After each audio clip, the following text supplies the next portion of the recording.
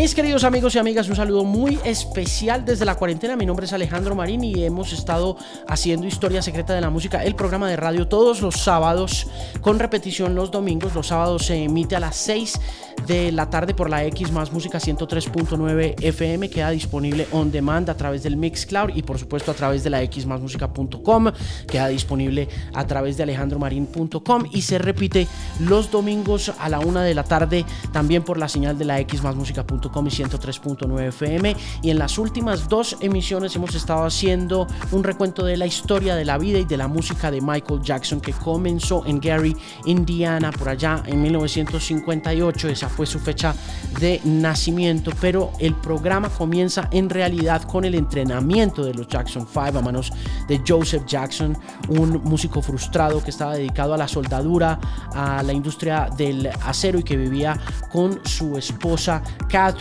una mujer que había estado dedicada a la vida eclesial por un lado y a la vida de familia por el otro desde una muy temprana edad. Ellos se casaron bastante jóvenes, como a los 19 años de Joe y a los 17 años de Catherine, ambos hijos de familias provenientes de esclavos y gente muy creyente, gente muy decente también, gente con un nivel medio de educación que en aquella época para esa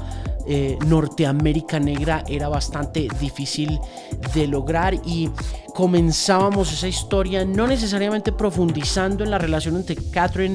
y Joe Jackson, pero sí en la relación de Joseph Jackson con sus 5 hijos, luego de que se dio cuenta de que su hijo Tito sabía tocar la guitarra y se escondía con la guitarra de su papá para tocarla de vez en cuando, hasta que le rompió una cuerda y Joseph Jackson le pegó una muy buena azotada en aquel momento, razón por la cual también los demás hijos, tanto Randy como Jermaine, como Jackie, como el mismo Michael, crecieron temiendo muchísimo a su papá, no solamente por esas pelas que les daba, sino por la forma como los empezó a entrenar inmediatamente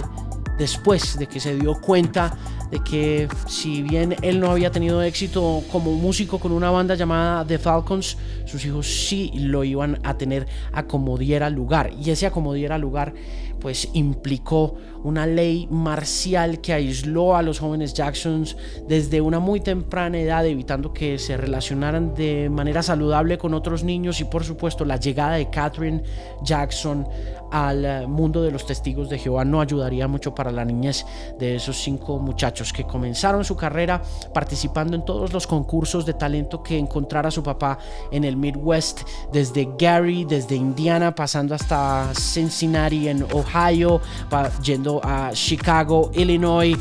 pasando por Madison, Wisconsin, y así cubriendo independientemente un circuito en el que luego de más o menos unos 2 años se habían ganado absolutamente todos los premios de talento que había en esa región, razón por la cual se vincularon de manera muy rápida al Chitlin Circuit, el circuito negro de música que desde 1955 le había abierto las puertas del negocio de la música en los respectivos lugares negros, donde se podía tocar a figuras como Big Mama Thornton, como Big Joe Turner, como Etta James, como Muddy Waters, como Ray Charles y posteriormente a Rita Franklin y muchas otras figuras. Los Jackson 5 hicieron parte de ese Chitlin Circuit, y ese Chitlin Circuit los llevó a encontrarse con músicos muy importantes de su momento. Se encontraron durante las giras y abrieron para artistas como Curtis Mayfield y los Impressions, y en la ciudad de Nueva York por primera vez se vieron con Etta James, la gran jazzista y música y diva de esa década de los 60, quien empezó también a hablar muy bien de ese joven Michael, quien a la edad de 5 o 6 años era confundido por un enano por muchas de las personas que estaban allí. Así le decían, por supuesto, no es lo más correcto decirlo políticamente, le decían un midget,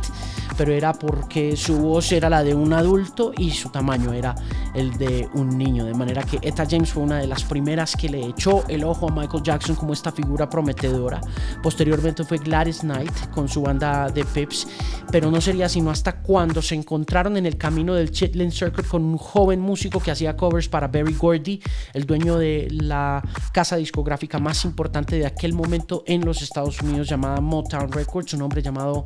Bobby Taylor, que tenía una banda llamada The Vancouvers, que los Jackson 5 encuentran el referente o la persona que los va a recomendar directamente con Berry Gordy. Eso todo pasó durante el primer programa. En el segundo programa estuvimos hablando un poco de ya la llegada de Joseph Jackson con sus hijos a Motown Records, a verse con los asesores de Berry Gordy, quien por esa época ya no estaba en Detroit, ya se había ido para Los Ángeles a cuidar y a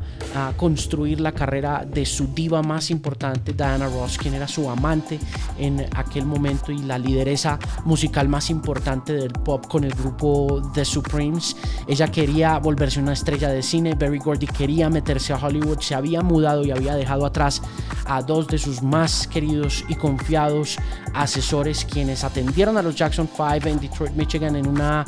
audición en la que tuvieron la oportunidad de cantar canciones, por supuesto, del catálogo de Motown Records, que ya por aquella época gozaba de muy buena reputación, y fue de esa manera como le presentaron un contrato a Joe Jackson, que en su primera cláusula decía que la permanencia de los Jackson 5 con Motown Records debía ser mínimo de 7 años, algo que inmediatamente llamó la atención de manera negativa de Joe Jackson y lo motivó a decir: no voy a firmar con este señor porque me parece que lo que está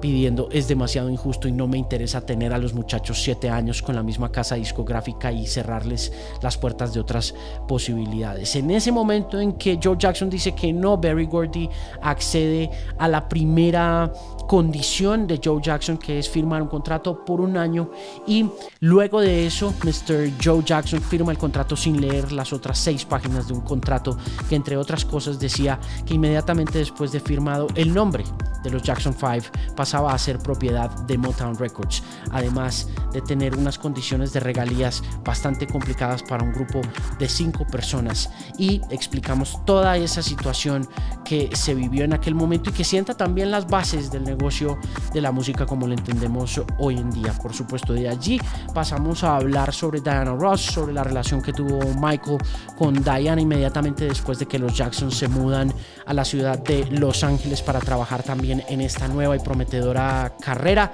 y cerrábamos con la forma como, por razones de crecimiento, por la manera como la adolescencia va llegando a la vida de los Jacksons, por la manera como la adultez también se está acercando, como la sexualidad empieza a jugar un papel muy importante en la manera en que los muchachos se relacionan con el mundo, y también cómo significa un punto de partida de rebelión contra su papá Joe Jackson, el matrimonio de Tito, el enamoramiento de Jermaine con una de las hijas de Berry Gordy. Y es en ese momento en el que nos detuvimos en el segundo capítulo de Historia Secreta de la Música para embarcarnos en el tercer capítulo, que ya sale inmediatamente después de este video, y que va a contar esa historia de los Jackson 5 y de cómo esa disolución, el matrimonio de Tito, cómo el enamoramiento de Jermaine Jackson con la hija de Berry Gordy, cómo las primeras canciones de Jermaine Jackson empiezan a tener éxito, cómo la carrera como solista de Michael Jackson, motivada por una rivalidad entre los hermanos Osmond, otra de las bandas teenagers de pop de aquella época,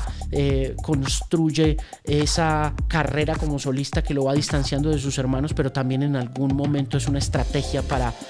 Joe Jackson de sacarle mucho más dinero, cómo todas esas cosas empiezan a conectarse de alguna forma para destruir a los Jackson 5, para distanciar a los Jackson 5 y para abrirle el camino al joven Michael para que se vaya del que era un contrato imposible de lidiar y que muy inteligentemente él supo capotear en aquella época, que podemos estar diciendo que va a ser, en este caso puntual, de la tercera edición de Historia Secreta de la Música entre 1973 y 1979, durante las grabaciones de discos muy importantes para los Jacksons como Victory y la llegada del disco con el que definitivamente se independiza Michael Jackson y empieza a construir su carrera como solista, el álbum Off the Wall. Y por supuesto, con la llegada de Off the Wall, esa relación con uno de los productores más importantes del siglo XX, Mr. Quincy Jones. Así que Esa es la historia secreta de la música, tercer programa, tercera edición, sábado a las 6 de la tarde, domingo a la 1 de la tarde, disponible on demand en Mixcloud a través de la xmasmusica.com y también a través de alejandromarin.com. Nos vemos entonces, nos escuchamos y pues dele like a este video y compártalo con sus amigos, con sus amigas y hágale saber que hay un programa de radio por allí contando la historia del rey del pop. Un saludo especial desde la cuarentena. Mi nombre es Alejandro Marín y nos estamos escuchando y viendo muy pronto en una señal de radio, en un podcast o en un webcast muy cerca a usted. Chao.